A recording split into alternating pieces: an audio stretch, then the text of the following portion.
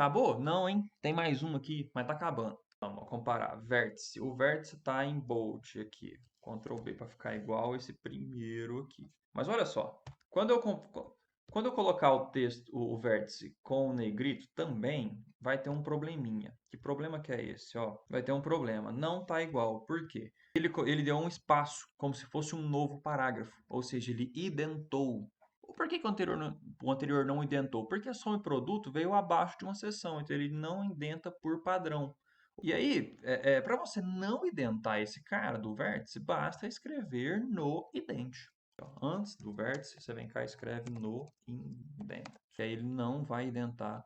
Continuando. Essa primeira frase aqui, ela contém um texto em linha, então, que é esse daqui. Esse caractere aqui, o LaTeX não entende ele, então você tem que trocar por chapéu e 2, tá? E aqui vem esse texto aqui falando sobre as translações, né? Eu fiz isso com o ambiente enumerate. Então, vamos aqui, begin, enumerate. E já dando a resposta, eu coloquei isso aqui centralizado. Então, Ctrl X para guardar na área de transferência, begin center, abriu e fechou, e aqui dentro do center eu colo o nosso enumerate. São expressões matemáticas, ó. X que se transforma em x menos m. Você troca x por x menos m. Então, abre e fecha dólar, x, a setinha. Tem duas opções. Ou você escreve right, ou você escreve right arrow, ou seja, seta para a direita, ou você escreve simplesmente to, e fica x menos m. À frente você escreve, está escrito aqui, translação horizontal, m unidades, e esse m é um ambiente matemático, então você coloca entre dois cifrões, à esquerda. E aí você pode fazer essa esquerda em itálico, selecionando no Ctrl I, que não vai ficar igual, porque aqui eu usei, na verdade, o enf,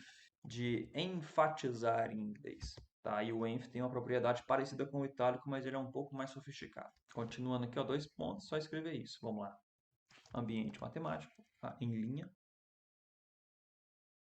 Pronto, a primeira frase já está escrita. Vamos para a segunda, que é o segundo item. Mais um item. Então, outro ambiente matemático em linha, mesma estrutura.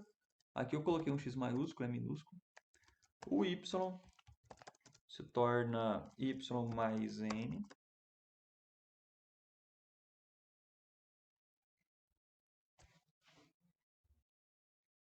Que esquerda o que? É direita.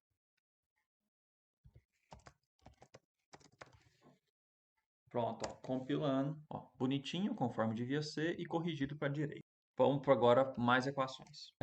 Aqui é mais uma vez ela é alinhada, só que sem numeração. Então, eu vou pôr begin, align, gn, separa, y do lado esquerdo, no lado direito vai ter a mesma. Eu poderia fazer um novo comando para isso também, né? Barra barra para quebrar a linha. E aqui não é numerado, né? Asterisco. As coordenadas do vértice, portanto, são, vamos colocar aqui essas coordenadas em ambiente matemático.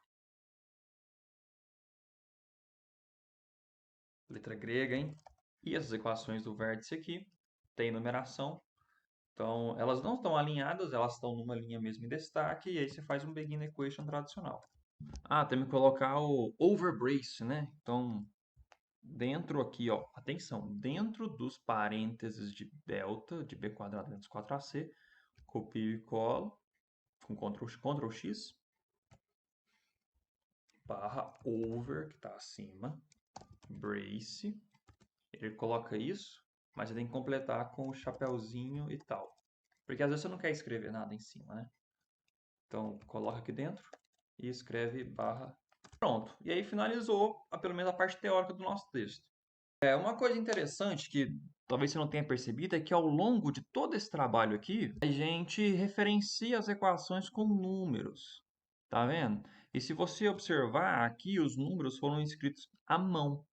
Tá? E isso é interessante porque se por acaso eu for escrever de novo o documento e eu quiser, antes dessa equação de número 1 aqui, colocar uma outra equação também numerada, vai que eu revisei ele de novo e estou a fim de mudar algumas coisas. Todas as numerações do texto vão estar diferentes. E aí, se eu escrevo à mão, eu vou ter que trocar à mão todas as passagens que falavam sobre equações. Como, por exemplo, essa daqui, ó, em 3. Não vira 3, viraria 4. Tá? Então, tem uma forma automática de fazer isso, que é quando você cria algumas referências. Vamos fazer o seguinte, ó. A primeira equação aqui tem um número, é essa daqui. Então, vamos lá para cima, onde que ela está. Se eu vim para cá, fica mais fácil. Ó. Venho para cá, venho para cá pro LaTeX, pro Overleaf, dou 2 cliques nela. Pronto, me levou.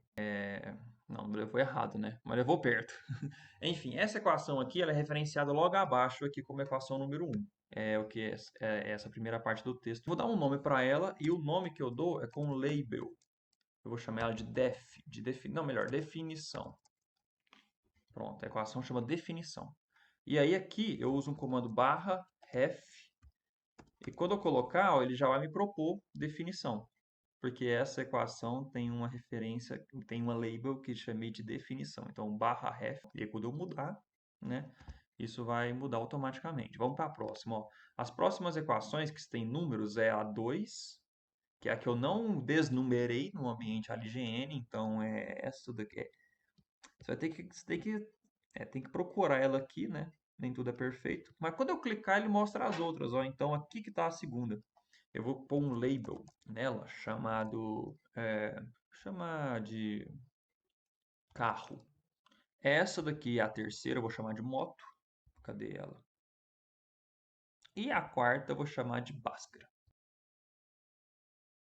Aí, cara, repara que o meu label vem antes da quebra de linha, porque eu posso estar errado, então eu desconfio que a label serve para você marcar aquela linha do texto, né? Aqui no ambiente equation, isso não fez muita diferença, porque a única linha que está aqui é a linha da equação mesmo, tá? Mas o mais correto é fazer aqui. E no caso de seções, você também pode fazer isso. Então vamos supor que você quer, aqui, ó, conhecendo a equação de segundo grau, né? Que é esse título, você vai falar assim, ó. A seção 2.1 é muito legal. Esse 2.1 foi colocado na mão, não é para ter colocado. Então você faz um label aqui na linha que tem o título da seção, então aqui label legal, né, já que é uma seção legal. E aqui você põe um /ref legal. Pronto, vamos compilar. A seção 2.1 é muito legal, né, com o comando /ref, porque eu chamei ela de legal aqui embaixo. E aqui continua com a equação número 1 como estava antes, né, só que agora de forma correta, né? Tanto é que se eu colocar, e aí que eu estava querendo mostrar para você, ó, begin equation aqui antes, opa, criei uma equação antes, ó, ela vai aparecer aqui qualquer coisa, equação número 1, todas as outras mudou, tá tudo com o número errado, menos essa que agora é 2. Enfim, vamos arrumar o resto do documento então, ó. Aqui, equação 4, não é mais isso, é ref. Bhaskara, a equação 2 eu chamei de carro, né? A equação 3 eu chamei de moto. Assim, você vê que é chato ficar arrumando isso depois, né? Então, já escrevendo, você já faz os labels. Isso vai servir para tabela e para figura também, que cada figura e tabela tem números e você usa isso também, da mesma forma que equações. Então, já vai fazendo e pronto. E as subequações? As subequações é a mesma coisa. Subequações está aqui, né? Nesse ambiente subequations, plural. Não vamos esquecer. Aí a primeira delas é a 5A, né? Que eu vou chamar de soma, já que é a soma das raízes. Então, antes de quebrar a linha, tá até um espacinho, ó, label, soma. E aqui dá um espacinho antes de quebrar a linha. Não, essa daqui é que não está numerada, né? Essa última, né? Que é essa, label, produto. Vou colocar só prod mesmo. E aí, as equações /ref, soma e /ref, prod aparecem na equação 2, que é... olha aqui que legal. Ó, tá vendo que o LaTeX está estilizado? Para fazer isso aqui, basta vir aqui no escrito LaTeX. Cadê? LaTeX, você escreve com LTX maiúsculo e põe um comando de barra. Pronto, se você fizer assim e compilar, vai ficar legal. Pronto, filho, tudo arrumado, beleza? Agora vamos para o exercício. Pronto, vamos então exercício. Ó, como é que eu escrevo esse negócio aqui? Tentou fazer, não conseguiu? Eu ajudo você. Antes disso, vamos colocar essa linha aqui. Ó. Isso aqui é um comando legal. Linha é o rule. Tem duas formas, na verdade. O hline, tipo linha horizontal, e o rule. O rule é legal por causa que no rule você configura o tamanho dela e a grossura. O line é padrão, é uma linhazinha. Então, coloca dois argumentos para o rule. Um que primeiro é a largura dela, e eu vou colocar na largura do texto mesmo. Tem um comando para isso. Text width. Largura de texto em inglês. E a grossura eu vou pôr uns 2 pontos para ficar grossa, beleza? E aqui embaixo eu escrevo essa equação aqui direto, tá? Ah, lembrei de uma coisa. Aqui no m, ó, se a gente reparar, também não está igual. O nosso m aqui não está igual. Qual que é a diferença? Esse espaço aqui, ó. Tá muito curto e aqui tá grande. Eu usei um comando que chama espaço horizontal de 2 centímetros entre o n e esses dois pontos. Então, eu vou escrever aqui. Vou pôr elas na mesma linha. Você repara, inclusive, que eu dei um Enter e tá dentro do ambiente equation, ele não entendeu como linhas diferentes, não. Linhas diferentes em coisas matemáticas, isso vale para matrizes, vale para tabelas também, é barra, barra, tá? E aí, como tá junto mesmo, tem dois pontos aqui, né? Então, eu vou colocar um barra H de horizontal, space de espaço, de 2 centímetros, ponto. E aí, quando eu compilar, vai ficar como eu queria. Foi. Enfim, vamos escrever esse trambolho aqui debaixo da linha, tá? Então, ambiente matemático, vou colocar centralizado. Vou pôr com esses dois asteriscos, com esses dois cifrão mesmo, porque o objetivo é treinar a escrita, né? Então, f de x igual. De fora para dentro. Abre colchete e fecha colchete. Beleza?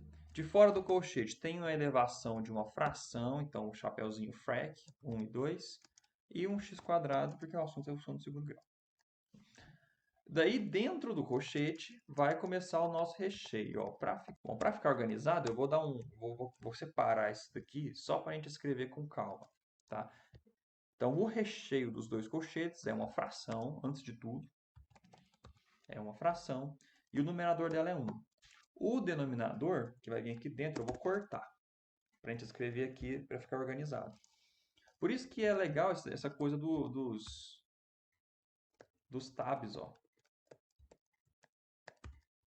Tá vendo? Fica tudo em escadinha. Quem que é o denominador? É um ln, você pode escrever ln aqui, mas ele vai entender que isso é uma variável L, é uma variável N, não é o que eu quero, tem um comando para isso, barra ln, olha no overleaf, abre parênteses e fecha parênteses. O que está dentro dos parênteses do ln? Uma fração. Então, fração. Numerador m, denominador n. Depois que fecha o parênteses, soma outra fração. Numerador n, denominador n. Será que assim compila? Se eu deixar quebrado desse jeito? Vamos ver. Compilou. Então você não precisa nem colocar tudo na mesma ordem, embaralhando tudo. Você pode ir quebrando e que vai dar certo.